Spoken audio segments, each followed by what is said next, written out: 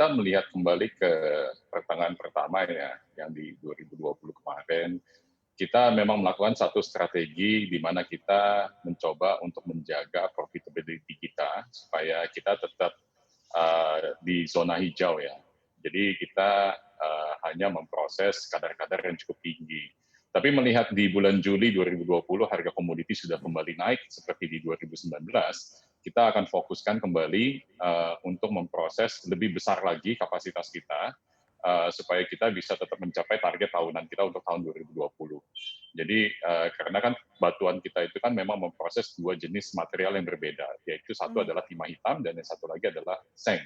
Jadi kalau kita memproses kedua kadar yang satu rendah dan satu tinggi, kita bisa mendapat satu keseimbangan. Yang kita harapkan tentunya akan mendukung nilai penjualan yang tinggi untuk tahun 2020 walaupun di tengah masa pandemi COVID ini. Sejauh ini kan karena mengejar sampai dengan target akhir tahun ya Pak. Sejauh ini sudah terrealisasi berapa? Kemudian juga sisa yang akan dikejar berapa? Apakah on track dan masih bisa terkejar dengan sisa bulan yang ada di 2020 ini? Seperti apa Pak gambarannya secara keseluruhan Pak? Oke, kalau secara kapasitas kita masih ada ruang cukup besar. Kalau selama pertengahan pertama kemarin memang kita hanya memproses sedikit tapi kadar tinggi yang kita kejar, sehingga secara jumlah konsentrat itu kita masih mendapatkan nilai penjualan yang cukup signifikan untuk pertengahan tahun pertama. Walaupun secara kalau kita bandingkan 2%, tapi itu cukup wajar bagi kami ya. Pertama itu memang selalu terkena musim liburan ya, saat ada musim Imlek. Pertama itu juga memang tidak terlalu tinggi. Jadi dengan meningkatnya harga komoditi di pertengahan kedua, kita mencoba fokus untuk kembali ke produktivitas seperti di tahun 2019 dan tentunya juga menjaga efisiensi dari segi pembiayaan supaya margin kita juga tetap bisa sama seperti 2019 setidaknya.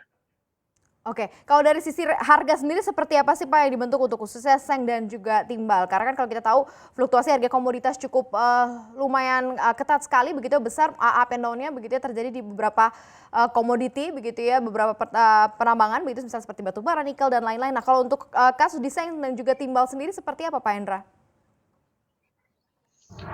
Seperti tadi saya sudah sampaikan sebelumnya, di bulan Juli itu terjadi peningkatan yang cukup signifikan ya. Kita bisa lihat harga emas kan melonjak cukup tinggi. Nah, satu hal yang sangat positif bagi PT Kapuas Primakol adalah meningkatnya harga perak.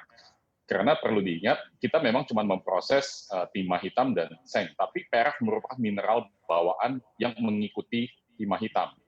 Jadi dengan meningkatnya harga perak yang hampir 100% dari $14 hingga $28, tentunya ini akan mendorong profitability yang cukup signifikan untuk kami ya.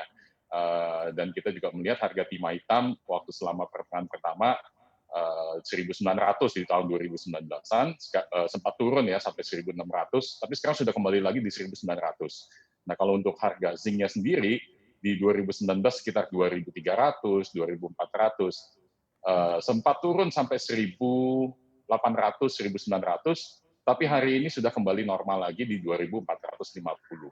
Jadi kami pun juga melihat ini adalah salah satu impact yang cukup positif terhadap kinerja kami untuk setengah tahun ke depan.